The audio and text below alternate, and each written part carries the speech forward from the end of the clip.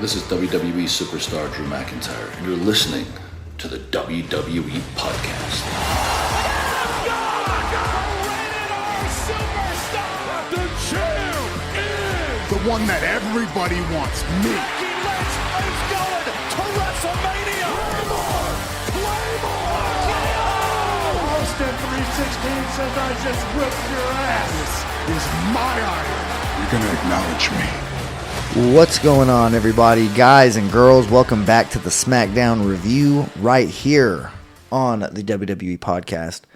As always, I'm one of the hosts of the show, Michael Ritter. You can find me on Twitter at Michael5Ritter, and also one of the hosts of the Football Function Podcast, available wherever you get your podcast. Joining me on today's episode, my humble co-host, young John Carrasco. You can find him on Twitter at Big Speaker, BIGG_speaker. John, how you doing on this last day of June?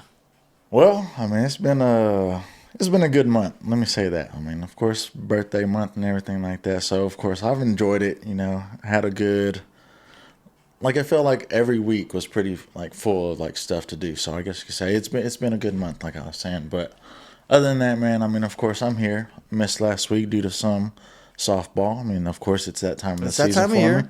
So, yeah, I'm going to be in and out the chair here and there, I guess you could say, and everything. But, of course, I want to be here and everything like that. But got to get some self-care, I guess you could say, in a way.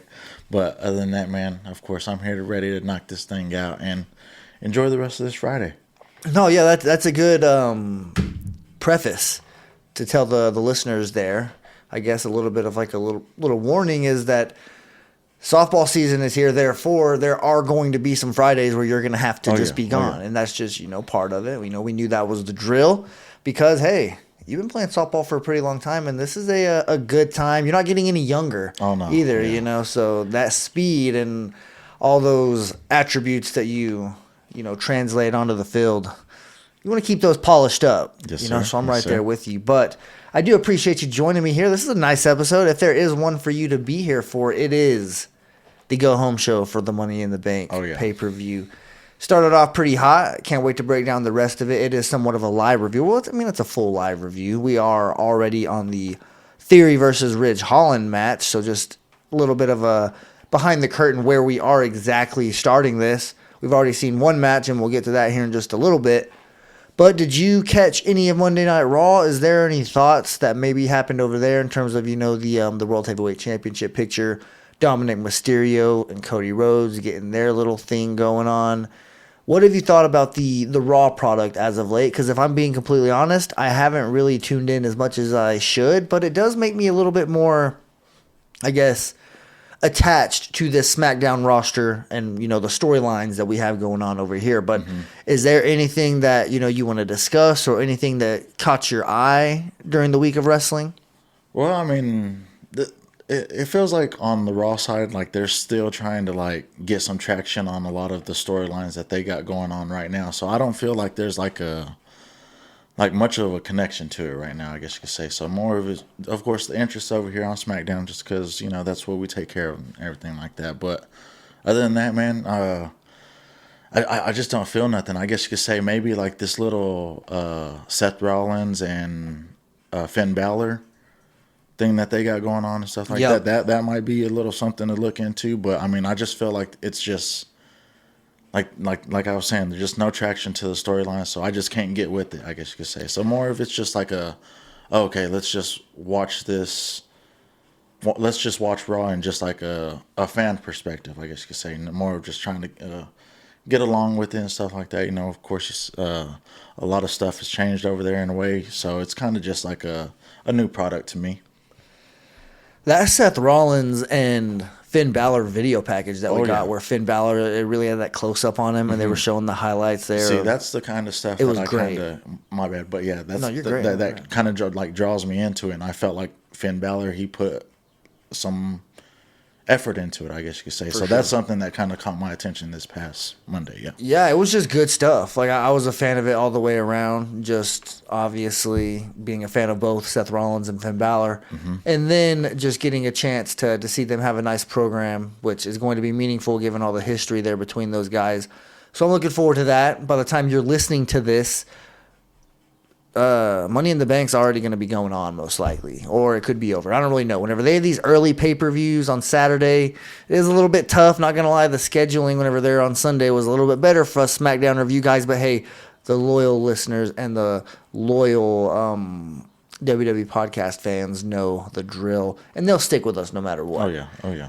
Ooh, here comes Sheamus. We'll get into all this action here once we get to that. But before we get into the actual SmackDown review, just something that happened in wrestling during the week, and it's one quick question. We don't have to go into detail. I'm sure you already know, but I'll ask you. Anna Jay or Sky Blue? Just to go on record here on the show. I'll go on Sky Blue. Okay. Sky Blue for sure.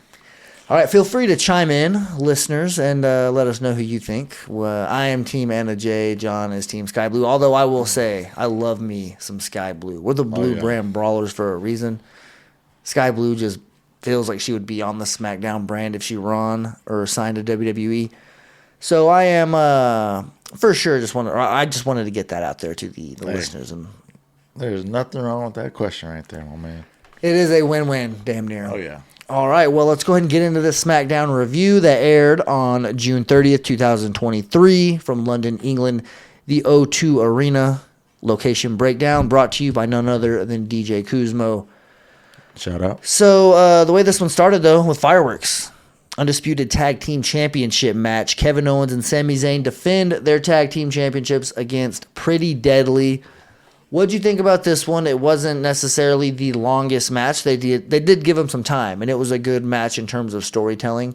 There were a couple points during it, like I told you, that near fall where Sami Zayn had to break up the pin. Oh, yeah. There were several times where I was impressed with the moves that Pretty Deadly was doing, and that's really all you could ask for a performer like that, is to leave the viewer thinking, damn, that was nice, and I definitely was impressed. So the fact that they turn heads despite their unorthodox gimmick, we'll call it that, their gimmick that does, I guess, appeal to certain demographics, but not necessarily all of them. So the fact that they are, getting over by, being quote unquote held back by this shtick that they got going on that you and I have both been on record saying that we're not necessarily a fan of. Who knows how we'll feel going forward? Just, as they continue to make a home here on SmackDown. But as far as this match goes, they were really put on display to look good. They were really put on display to look like they are on the same level as Sammy and KO. And there were a couple spots in the match where, you almost thought, damn, are they going to give us a little bit of a shock, a swerve right before the pay-per-view to start the show, to pretty much put all the fans in London on the edge of their seat? Who knows? But I was definitely pleased with the outcome of this match. Sami Zayn and Kevin Owens retain their tag team championships. Oh, yeah, and of course, Pretty Deadly. They did their thing, like you said. The move that got me, though, was whenever, I don't even know how it happened.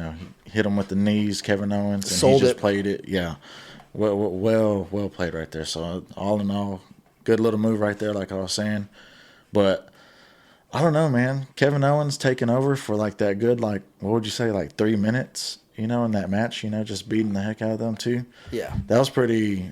That felt good because the crowd was behind him and everything like that, and like he had mentioned before, the whole Kevin Owens coming out with his music first, and then Sammy coming out and getting the bigger pop on his music, I guess you could say. People singing along with it. I feel okay, Sammy, he's a little bit over on the music side, but Kevin Owens, he came in and did that little thing, and it felt like the crowd kind of jumped onto him in a way, so it felt good. But other than that, man, I don't know, Pretty Deadly. It's hard to look at, but it's doing its thing right there, I guess you could say. I got you. Let's see here. After this match is over, we get a little bit of a tease. They show a video package from earlier in the afternoon where Megan Morant was talking to Adam Pearce, and those two are approached by the Brawling Brutes looking for Solo Sikoa. And pretty much they're saying, do you not think I'm worthy of having a match here in front of my home fans, or something along those lines? To be honest, there was a lot of rambling going on, and it was tough to actually focus in on what they were saying. But long story short, Adam Pearce told Ridge, if you can beat Austin Theory tonight, you will be in line for a championship match, a United States championship match against Austin Theory, which does lead to the match that comes up immediately after that, Theory versus Ridge. And Ridge was looking strong during this one, I have to admit. He was looking really, really good. And there were points in the match where I thought, obviously he could win this because it's not for the championship. It's not going to hurt Austin Theory to lose this match, especially if he loses in a fluky way or puts on a hell of a fight and it's just a damn good match that he comes up short. And they both look like winners in the match, but obviously Ridge Holland a little bit more so from getting a clean win over a champion in WWE. But Austin Theory, he does a little bit of, heel tactics on the outside of the ring. I don't know if it's eye poke, a little bit of a throat punch, something along those lines, but it definitely it switched the momentum right there. And Theory was able to steal the win at that point. Did the outcome of the match surprise you? And did you like the way that this match was built or thrown together better than last week where we got the Sheamus and Solo Sikoa match? Well, I mean, this one felt a little better. Sorry about that. But other than that, I mean, yeah, last week was definitely a no-go for me. I just felt like it was just kind of weird and everything, the way they just kind of crossed paths. Quick little spike. Sheamus, I guess you could say, was the one that actually got in there. But, yeah, this one felt a little bit better, I guess you could say, like something that I can actually, watch. I mean, of course, we've seen Bloodline and Brawling Brutes multiple times, I guess you could say, but I mean, it's all just kind of, I don't even know, starting to mesh, I guess you could say, but yeah, definitely ride with this side of it better. Yeah, I figured so. One thing I did forget to mention in the opening segment, Kevin Owens had a little bit of an ankle injury. We don't know if this is, part of the, the match, or if Kevin Owens maybe got really banged up. Who knows? But I do feel like that was a big part of the match, with part of the big reason why Pretty Deadly was able to get in control to begin with. Yeah, was because of that. But nonetheless, and kind of like how they panned, the camera to his ankle, right away, like you were saying. For sure. Yeah, they're making it evident.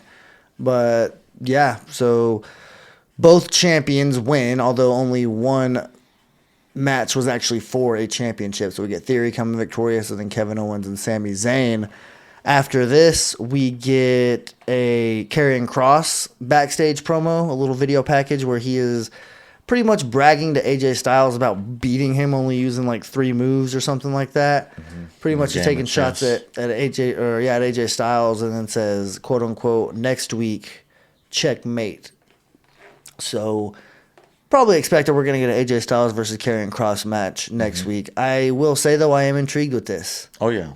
I like this. Just the matchup, the history that we've already seen, the interactions with Scarlett and AJ in the ring. Yeah. It's just, all in all, I'm all here for it.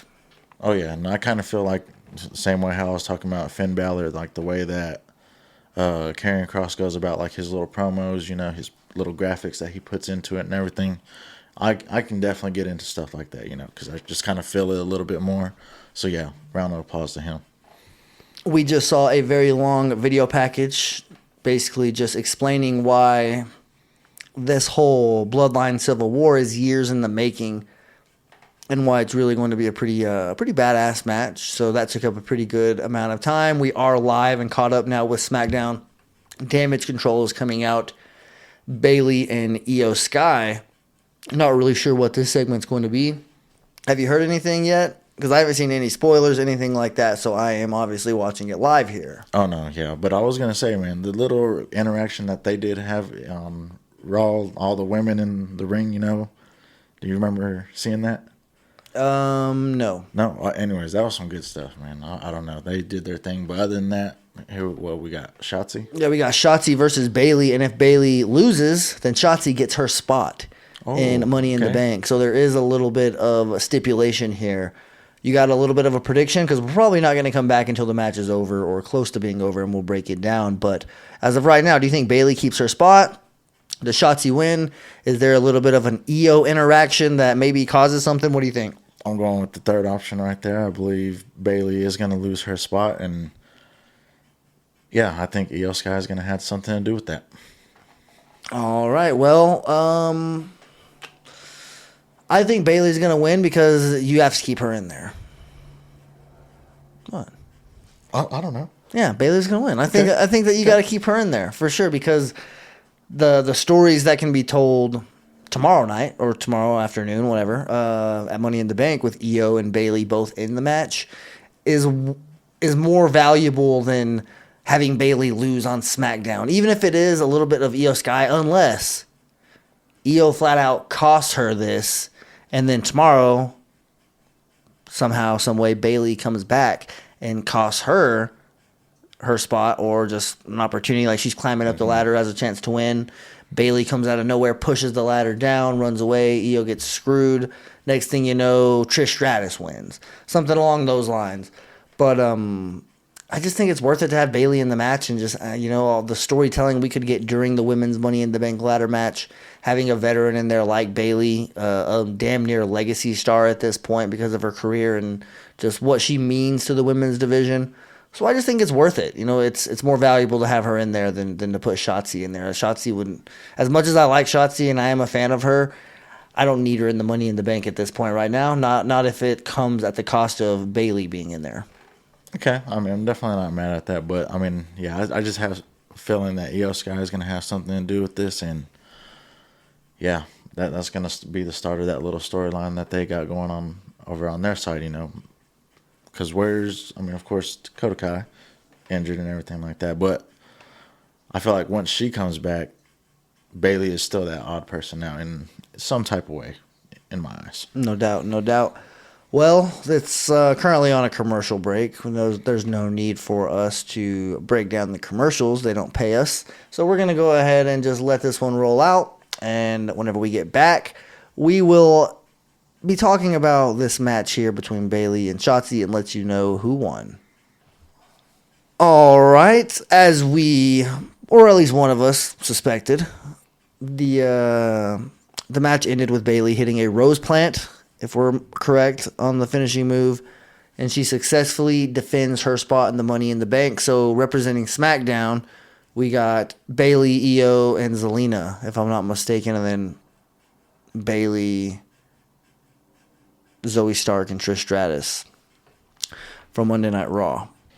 We'll get to our predictions a little bit later, so we don't have to do them right now, but what you think about Bayley getting the win?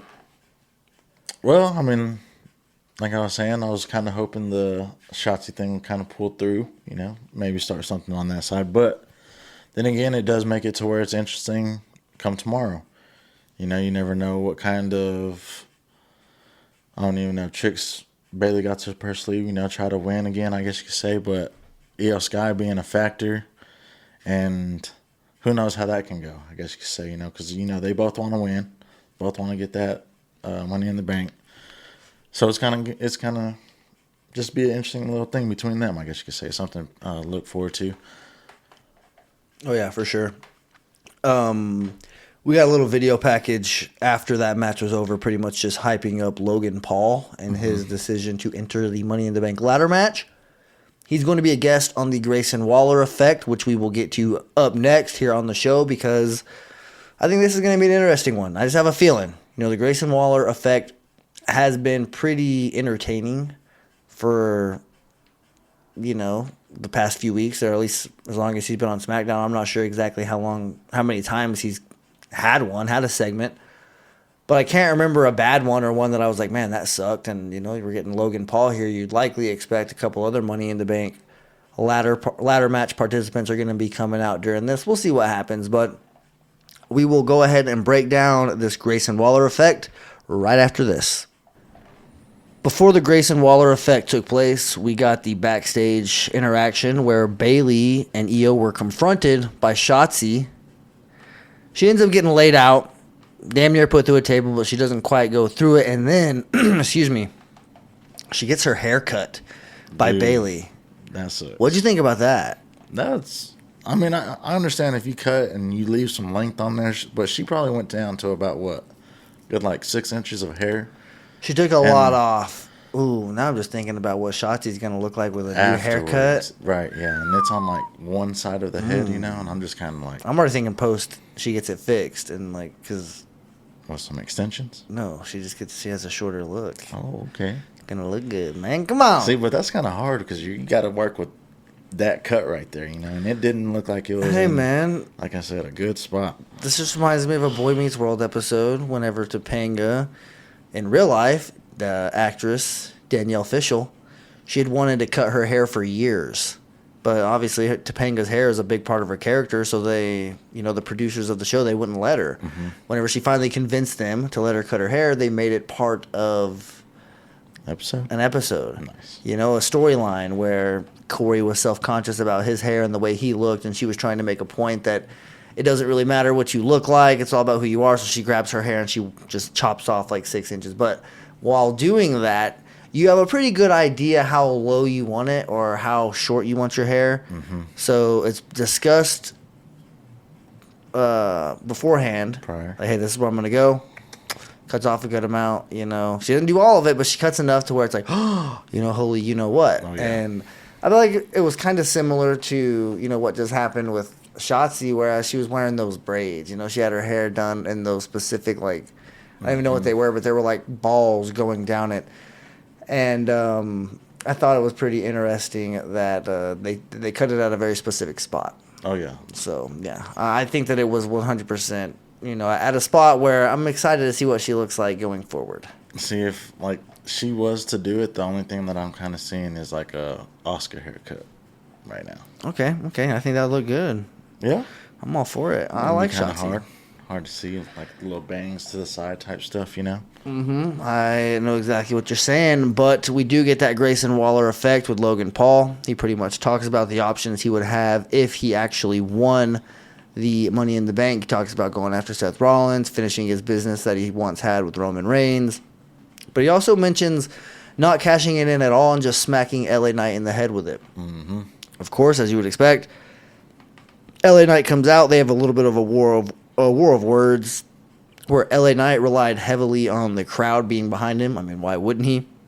But Logan Paul actually has a pretty interesting line here where he says, "You keep saying megastar, but megastar to who? Weren't you supposed to be a manager in WWE after a 20-year lackluster career in the ring? You're lucky I'm even addressing you, mega manager." Thought that was a nice mic drop moment there for Logan Paul, and a way to stay calm whenever the entire arena with 20,000 people is in there cheering for the guy who you're supposed to be feuding with. So a way to stay collected there. But after the little war of words between Knight and Logan Paul, Santos Escobar and Butch both come out, and all hell breaks loose, leading to a triple threat match between Butch, Escobar, and LA Knight, which we get immediately following this. Logan Paul was at ringside. Obviously, we get him and LA Knight kind of going face-to-face a little bit. But Butch ultimately does come out victorious in this triple threat match. A little bit of a surprising win, but not necessarily too surprising given that they are in, London. But AJ Styles is about to cut a promo right now, so we're going to see what he's saying. We'll be right back. Not a bad little backstage segment from the OC. It's nice to see them. We don't really get a chance to see them very much. All he really said, though, was he told Karrion Kross to keep his poodle on the leash, or he has somebody who will. Excuse me, and then he accepts his challenge for next week. Are you excited for this? AJ Styles versus Karrion Kross likely could be a mixed tag match. Oh, man. I mean, of course, the attraction is there. You got Scarlett, you got Michin, you got Karrion Kross, AJ Styles. So, I mean, I think it's going to be a good match and everything, but I think it's just getting a little dragged now, because Karrion Kross has been kind of picking for AJ Styles in what would you say, since I can't even remember. I mean, it's been at least about a month. Like a good 4 weeks, huh? Yeah, but I mean, I feel like it's kind of just like going too long, I guess you could say. They should have just like wrapped this up with like last week, I guess you could say, maybe. But I don't know, man. I can't get behind this one too much, I guess you could say. Well, I just hope that we get some Scarlett cameos. See, that's the only thing that you can look forward to in this, I guess you could say. Up next, we're here live. We're on a commercial break right now, but we're about to watch the WWE Women's Championship match between Asuka and Charlotte. Who do you think wins this? Man, of course, I'm going to go Asuka, man. I think she should win this. Of course, it's going to be maybe a kick in the butt here in a couple minutes or so. How do you think she wins? She's going to miss her. So you think it's going to be something like that? Yeah, something like that, yeah. I mean, of course, that's part of the little thing that she got going on I don't think this match ends. You think Bianca? I think Bianca Belair is going to come out, and we get a little bit of a, okay, I'm on my own. Well, what about a triple threat for it? That's what it's going to lead to. Yeah, see, now you're moving into some better ideas right there because, I mean, Charlotte coming in, I mean, of course, you know the star power that she comes with, I guess you could say. You know the possibility of her winning that, 14? Or it'd be 14. Yeah, some padded number, yeah. So, okay, but anyways, we know we're up there in like wins and losses type thing. But, I mean, I just feel like it's more meaningful for Asuka to just keep that thing going right now because I feel like that she has something to actually say on this part of it. I mean, not say, but, put into this little program that she got going instead of just like winning it and then losing it right away. So, right. I mean, yeah, maybe if she holds on to it, I'd feel a little bit better about her reign. This new belt, dude, you know how hard it is for them not to put it on Charlotte? Just her having a championship match. That's why I'm like, oh, man. Like, I want to pick Asuka, but the only way Asuka wins is if Bianca Belair comes out and interferes. Mm-hmm. And I don't think she's going to come out and try to screw Charlotte. Bianca Belair's going to come out and say, screw this match. I'm going to absolutely make this thing have a non-finish. You better put me in this. Oh, yeah. Who knows, though, man. I'm excited to see what happens. But whenever we get back from commercial break, we're going to get this match, and then we will let you know how it went down. Not the most unpredictable endings. Once we saw Bianca Belair was shown at ringside with a ticket, we knew it was only a matter of time before she was going to get involved in this match. She gets a big boot, I guess you could say, to the face accidentally as Asuka was leaning up against the barricade. Accidental, whatever. She does get involved, though, and the match comes to a DQ finish. Everybody and their mother tries to go through the table, but no one can go through it. And we get Bianca standing tall. And I guess we'll figure out what happens. I imagine they'll address it tonight. We'll probably get a backstage segment with Adam Pearce. Not 100% sure, but at some point they're going to figure out what to do next. And I'm sure Adam Pearce is about to have a heart attack just having to think about, oh, my God, what do I got to do? I'm about to get smacked in the face by somebody. Oh, my gosh. But what'd you think about the disqualification finish? Well, I mean, it kind of makes sense now. I mean, of course, you got three people trying to go after the same belt. So, I mean, might as well let them hash it out in that way, I guess you could say. But I was just disappointed there was no missed, I always felt like Asuka, that was part of her little thing and everything. She's hit Bianca Belair dang near every time. So as far as your predictions go, is it safe to say that you missed? I missed hard. Okay. I would say, yeah. Nice play on words there. But I did, yeah. Other than that, man, I felt like it was still a good match, Charlotte coming back, doing her thing. Doesn't seem like she missed a beat, I guess you could say. But other than that, man, let's see what it goes into. Yes, sir. Yes, sir. We will go ahead and put a pause on the show. Whenever we get back, we will probably end up closing it out, if I'm not mistaken. I'm not sure, though, because there is still roughly 23 minutes left in the program. So we'll just have to let it in. Whenever we get back, we will see how SmackDown went off the air.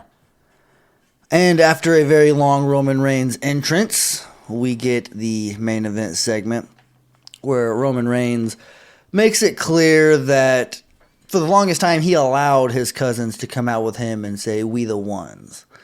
They had their shirts. There was countless shirts that I saw, the white "We the Ones" shirts in the crowd, and obviously you have the black one. Mm-hmm. Roman Reigns was donning a new shirt, one that said "The Only One," correct? Yep. Okay, and the Usos also had a new shirt too. They're back to their day one-ish shirts, but the back had the Old English "Always." Mm-hmm. Looked pretty sick, just going to be completely honest there. But Roman Reigns does obviously take shots at his cousins, but he pretty much, does he try to give him another chance? Almost a little bit last effort to, hey, come out here, acknowledge me, apologize, and we can, move forward from this. They come out, they make it very clear that's not what the hell they're doing. That they're way beyond that. They've been talking to their family, And they damn near ask him, like, hey, do you realize what's going to happen when you lose? Like, how long has it been since you've been pinned? Over 3 years. They get themselves hyped up saying they're going to pin him tomorrow night. And then they do this weird little thing where they say that Roman Reigns shouldn't be the tribal chief if they lose. The Usos say that somebody else has their vote, that person being Solo Sikoa, which draws a big laugh from Roman Reigns. Solo doesn't seem to appreciate that. They keep going back and forth with their, war of words, and then eventually Jey Uso shoves Roman Reigns' face, leads to a super kick from Jimmy Uso, and then obviously all hell breaks loose. We get security coming out. Solo Sikoa gets involved.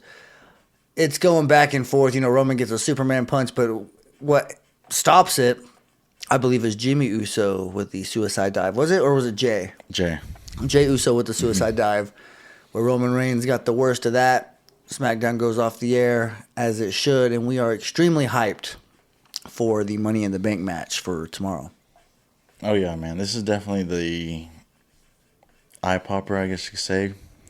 This is something that I've been kind of waiting for. I told you. I don't know about it, but Solo Sikoa is going to be that person that has to turn on Roman Reigns. And I think eventually it's going to lead to that deal. That's for sure. But other than that, man, I felt like, Jimmy came out.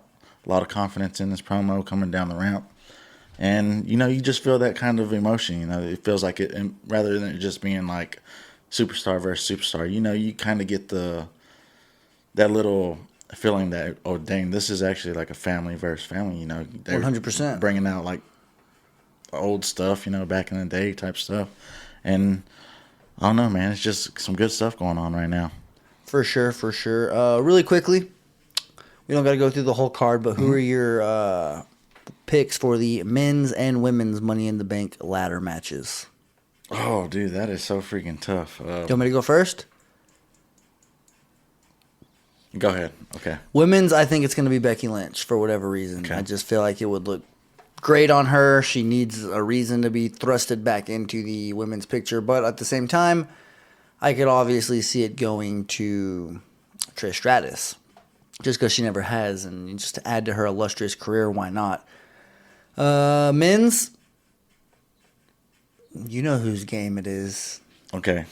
It's L.A. Knight's game. Yeah.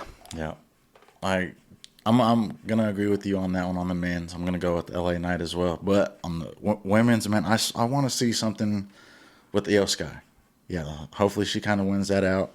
Dark horse for sure. I definitely think that she's the person that kind of start bringing up at this time. Given the fact that Damage Control is kind of, went a little too far, I guess you could say. Doing their little thing, their whole little mix up and everything. So her going off and doing like her own little singles run, I think it's well deserved on her end. I agree with you. Well, that does do it for us here on the SmackDown Review, the go-home show for the Money in the Bank pay-per-view tomorrow from London, England, 2 o'clock Central Time, 3 o'clock Eastern. Definitely want to tune into that. I do want to get your opinion on just the women's tag team, though. Who do you think's pulling that one off? I think that it's going to be... Liv Morgan is back, man. Liv Morgan is back, but I think that Ronda and Shayna have some work to do. I think that there's still some meat left on the bone with them being the women's champions, and maybe at SummerSlam we can get a little lengthy feud leading up to SummerSlam, and then you could talk to me here. Do you feel like maybe Liv and Raquel have a shot here? I feel like they definitely deserve to get the belts back, because they were doing good whenever they won. They were running it through, I guess you could say. Any teams that were coming up, they were putting them down. And I just felt like they're a good little combination. You get a strong woman in Raquel, and then you get a crazy little chick in Liv, and it kind of just balances out in a way. So, yeah, I think that they deserve a better run at this championship, I guess you could say. So, that is one that is definitely that I'm looking forward to watching tomorrow. I'm looking forward to the entire card. Just being completely honest. It's going to be a good one. Yeah, for sure. It's a nice, juicy one as we get ready to dive into this summer. But I do want to thank you, obviously, for joining me here on this SmackDown review. I know the listeners are glad to hear your voice back. The SmackDown reviews are definitely better when you're here, so it's definitely a a fun time always breaking down a go home show. But sure, appreciate that. Any shout outs, anything like that? Well, of course. I mean, definitely want to give a shout out to everybody that's celebrating, 4th of July coming up and everything like that. Won't be able to talk to them until afterwards, but shout out to Patreon, Discord members. Of course, y'all keep doing y'all's thing over there. Mike, Football Function. He's got some interesting stuff coming up. Oh, yeah. Little expansion league, I guess you could say. Keep your eyes out or ears open for that, I guess you could say. Yep. But definitely want to wrap it up like that. Appreciate you. Yeah, there's some good stuff coming down the pike, man. I will say this is a great time to be listening to the Football Function podcast. So I want to give a shout out to those of you that have made the switch over there. The tunnel through the WWE podcast to the Football Function podcast. DJ Kuzmo, Howard Poole, Elvis Escobar, Double J, who actually has his own show there. He was one that made his way over there. So shout out to everybody else, Grim Reaper as well. Obviously, Mr. Casual Wrestling Fan, Kanye Twitty. These are all people that have been on the Football Function. And obviously you as a voice here on the WWE podcast and also made your appearance on the Football Function. Have you made your appearance on the Football Function yet? I did. I believe I covered a couple games and stuff yes, like that. You did when I was gone in Atlanta. Like whenever y'all were doing the teams, I covered the little Raiders segment or episode, I guess you could say, and everything like that. Yeah, it's been some good episodes, I guess you could say. 330 episodes. Definitely different from this format over here. For sure. Definitely a lot more to keep your eyes on, I guess you could say, going at least 4 games at a time, given the time slots and everything. But yeah, that's some work over there. So definitely a round of applause to you. Oh yeah, there's some good stuff coming as well. Possibly some new seeds being planted and some new flowers possibly growing. We'll touch on that a little bit later. But you guys all enjoy the pay-per-view. Hopefully whoever you want to win wins. And hopefully you all just, have a damn good weekend. Walk passionately in the direction of your dreams. We'll talk to you soon. Yeah! Thanks for listening to the WWE podcast. Don't forget to subscribe on your favorite podcast app so you don't miss a show, or head to WWEpodcast.com. And for all of these shows ad-free, head over to patreon.com/WWE podcast. Until then, we'll see you next time.